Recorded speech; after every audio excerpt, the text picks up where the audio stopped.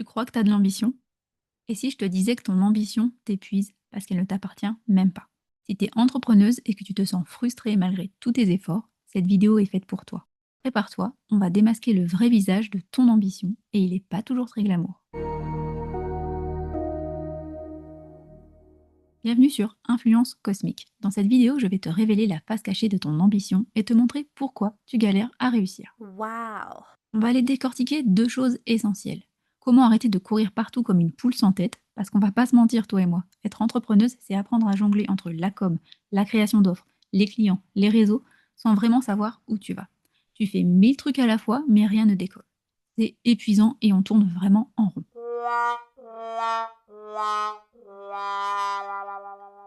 Et nous irons voir la clé secrète pour transformer toute cette pression grâce à Saturne, ce boss sévère mais ultra efficace qui sait mettre les points sur les i. Si tu ne me connais pas encore, je suis Anne, hypnothérapeute archétypale pour entrepreneuse. Je t'aide à connecter avec tes archétypes, ces forces invisibles qui te traversent, pour que tu crées un business à ton image, libre et puissant. Imagine ta vie comme un film dont tu es la réalisatrice et tes archétypes, tes acteurs principaux. Ils ont chacun leur rôle, leur lumière, leurs ombres et leurs drames. Souvent en coulisses, parfois sur scène, c'est leur danse qui construit ton histoire, jour après jour. Apprendre à les connaître, c'est prendre la télécommande de ta vie, arrêter de subir un scénario écrit par tes blessures ou tes peurs et commencer à incarner un rôle à ta mesure. Chaque archétype porte ses besoins, ses blessures, mais aussi ses dons uniques. C'est là que tu deviens l'héroïne de ton film et que ton business s'aligne enfin à ta vérité.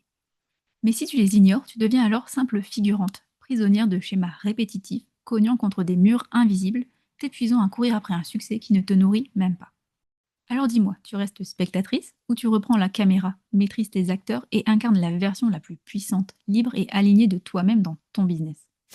Passons au sujet de cette vidéo. Depuis mars 2025, c'est-à-dire le début d'année en astrologie, j'ai instauré un petit rituel perso.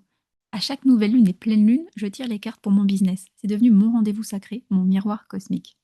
Et là récemment, je me suis pris une grosse tartine dans les dents. Pas la petite tape gentille sur les fesses. Non, non, une vraie tartine bien épaisse, sans Benko pour adoucir le choc. Et devine qui trônait au centre de ce tirage. Monsieur Saturne. Évidemment, pleine lune en Capricorne rime avec Saturne, sa planète maîtresse. Saturne, c'est le daron du zodiaque, le boss sévère, l'archétype qui ne rigole pas avec les règles du jeu, celui qui te remet à ta place, mais toujours pour te faire grandir.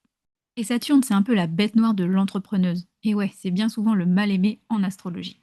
Il incarne la discipline, les limites, les responsabilités. Autant de mots qui font fuir quand tu rêves de liberté et de créativité. Mais en vrai, c'est aussi le boss qui te protège. Celui qui pose le cadre solide pour que ton business ne s'effondre pas comme un château de cartes dès qu'il y a un petit coup de vent. Alors, même si parfois on aimerait bien lui claquer la porte au nez, eh ben on ne peut pas faire sans lui. Revenons à nos moutons. J'étais là, bien installée, mon petit tarot des animaux, mon carnet à paillettes, une musique douce dans les oreilles. Je tire une carte, puis une deuxième. Et à la troisième, c'est le drame. Ce tirage m'a foutu le nez dans une vérité que je fuyais depuis longtemps. Tu sais, ce genre de moment où tu peux plus vraiment faire l'autruche. Ce que j'ai découvert, c'est que mon ambition n'était pas du tout ce que je croyais. D'ailleurs, avant ce tirage, je ne m'étais même jamais vraiment posé la question. C'est quoi l'ambition au juste? Alors pour rigoler, je suis allée voir dans le dictionnaire. Bon ok, sur Google. Parce qu'on nous parle tout le temps d'ambition dans l'entrepreneuriat comme si c'était une évidence. Mais au fond, est-ce que toi aussi tu sais ce que ça veut dire être ambitieuse? Voilà ce que j'ai trouvé. Désir ardent de posséder quelque chose, de parvenir à faire quelque chose, avoir l'ambition de réussir. Désir ardent de gloire, d'honneur, de réussite sociale, un homme dévoré d'ambition. On est d'accord que ça fait un peu amour, gloire et beauté, non? Amour, gloire et beauté. Ne me remercie pas pour la chanson, c'est cadeau. Pendant 8 ans dans mon activité, je pensais avoir une ambition solide, une ambition qui fait rêver. Mais mon tirage, il vient de faire tomber toutes mes certitudes. Parce que ce tirage m'a fait prendre conscience que, pendant 8 ans, j'ai confondu ambition et réparation. Mon ambition était une armure, un camouflage. Je voulais prouver à mes parents, à la société, à moi-même que j'étais assez, que j'étais pas une feignasse, pas une rêveuse perchée, pas une ratée, mais une meuf qui réussit, qui montre, qui assure, qui fait ses preuves. Bref, au final, j'essayais pas d'entreprendre, j'essayais de me réparer. Cette prise de conscience m'a obligée à regarder autrement, à mettre un nom sur ce qui se jouait en coulisses. Et là, une évidence m'a sauté au visage. Il n'y a pas qu'une seule forme d'ambition, il y en a deux. Et crois-moi, elles ne mènent pas au même endroit. Tout d'abord, tu as l'ambition inconsciente. C'est un peu une ambition pansement, celle qui vient d'un endroit blessé. Tu veux briller pour qu'on t'aime, tu veux prouver pour qu'on te voie, tu veux réussir pour ne pas être oublié. Alors écoute bien, parce que ça va parler à ta petite voix intérieure, que j'appelle souvent le gremlins. Cette ambition inconsciente, c'est comme un pansement sur une blessure qui ne guérit jamais vraiment. Tu connais ce feu brûlant au fond de toi, ce besoin de briller, de prouver que tu existes, que tu vaux quelque chose. Tu cours après l'approbation, tu cherches à être vu, reconnu, admiré, comme si ta valeur dépendait de ça. Tu pousses, tu forces, tu te compares sans cesse aux autres. Tu t'épuises à vouloir être assez, assez rapide, assez visible, assez performante. Tu connais sûrement toi aussi cette culpabilité qui te serre gentiment la gorge quand tu ralentis, ce truc qui te fait t'en vouloir à mort quand tu penses que t'es pas assez bien. Qui n'a pas passé son temps à scruter les réseaux en se disant pourquoi elle, elle réussit et moi pas? T'as sûrement déjà ressenti toi aussi une boule au ventre quand tu regardes les publications parfaites, le style de vie qui semble hors de portée. Combien de fois tu as voulu jeter l'éponge parce que c'est trop dur, parce que tu as l'impression de pédaler dans la semoule? T'inquiète pas, toutes les entrepreneuses passent par là et régulièrement. On est toutes cette femme qui se compare, qui doute, qui ne se sent pas à la hauteur. Et cette fameuse ambition inconsciente, elle ne t'élève pas du tout. Elle te tire vers le bas, elle te vide, elle t'épuise et surtout, elle assassine chaque jour un peu plus ta joie de créer. Alors reconnais-la, accueille-la, parce que c'est le premier pas pour sortir de ce cercle infernal. Et j'ai une bonne nouvelle pour toi, il y a évidemment une autre voie. Oui, oui, tu m'as vu venir, c'est celle de l'ambition consciente. Yes! Celle qui vient de ton feu intérieur, profond, sincère, pas pour prouver quelque chose aux autres, ni pour combler un vide, mais pour contribuer, pour laisser ta trace, pour incarner pleinement qui tu es. C'est une ambition douce et solide à la fois. Elle respecte ton rythme sans te pousser à l'épuisement.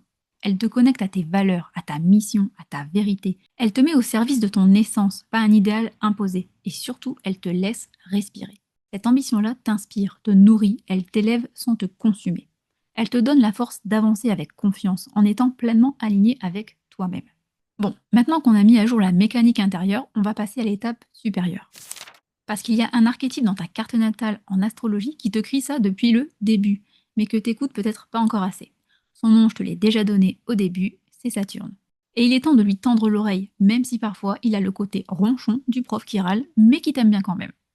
En astrologie business, Saturne c'est le mentor exigeant. Il veut pas que tu rêves grand, il veut que tu construises grand. Il est là pour structurer ton business. C'est lui qui va t'aider à construire sur du solide, à créer des bases durables plutôt que de foncer tête baissée. Il t'invite à poser des fondations claires et à ne pas brûler les étapes. Saturne, c'est également le révélateur de tes limites et de tes blessures. Il pointe les zones où tu peux bloquer, les peurs et les croyances limitantes qui t'empêchent d'avancer. Comprendre ces freins, c'est commencer à les dépasser. Enfin, Saturne forge ta discipline et ta maturité. Il te pousse à prendre tes responsabilités, à te discipliner pour faire grandir ton business dans la durée. C'est grâce à lui que ton ambition devient réaliste, alignée et solide. Vraiment, le message de Saturne, c'est tu veux réussir, ok, mais pourquoi? Pour qui et à quel prix? Ok, maintenant que tu commences à piger un peu mieux à quoi sert Saturne, je te propose une petite pause. Et ouais, tu croyais vraiment que t'allais t'en sortir aussi facilement? Sors ton carnet, ton stylo pailleté ou ton vieux bic mâchouillé, ça marche aussi, et prends un moment pour répondre à ces questions avec honnêteté et douceur.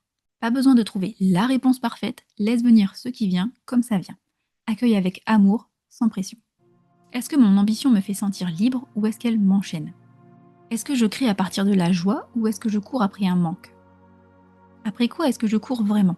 Et si j'arrêtais de courir, que se passerait-il? Quelle blessure d'enfance est-ce que je tente de guérir à travers ma réussite? Si je n'avais rien à prouver à personne, qu'est-ce que j'aurais vraiment envie de bâtir?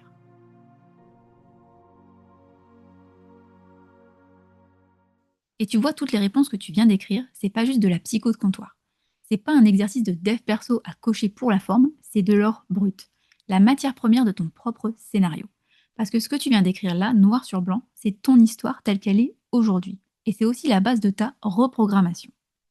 Tu veux changer ton rapport à l'ambition, tu veux construire un business qui te ressemble vraiment, alors regarde ce que tu viens d'écrire, lis entre les lignes, c'est là que réside la vérité de ton moteur intérieur.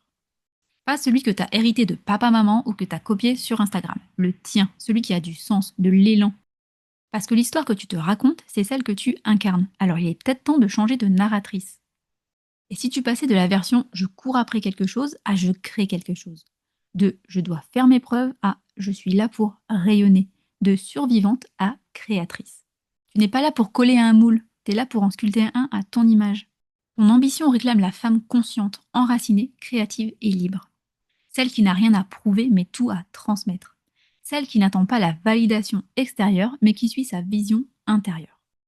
Et parce que plus on est de fous, plus on rit, et que je sais que les plus téméraires d'entre vous adorent plonger beaucoup plus loin, j'ai glissé en cadeau dans la description le tirage de tarot qui m'a mis cette fameuse tartine bien salée. Alors si t'as envie de le faire chez toi, pose-toi dans un endroit calme avec un jeu de tarot ou d'oracle, prends un carnet, un stylo et surtout laisse-toi du temps. Pas besoin de tout comprendre tout de suite. C'est un espace pour écouter, ressentir et faire venir ce qui veut émerger. Pose les questions, note tes impressions, tes émotions, même les pensées qui te semblent bizarres ou hors sujet. C'est un moment pour toi, pour te connecter à ta vérité profonde, sans pression. Bon, maintenant que ton ambition vient peut-être de prendre une grosse claque cosmique, et je t'assure que c'était pour ton bien, tu as deux choix.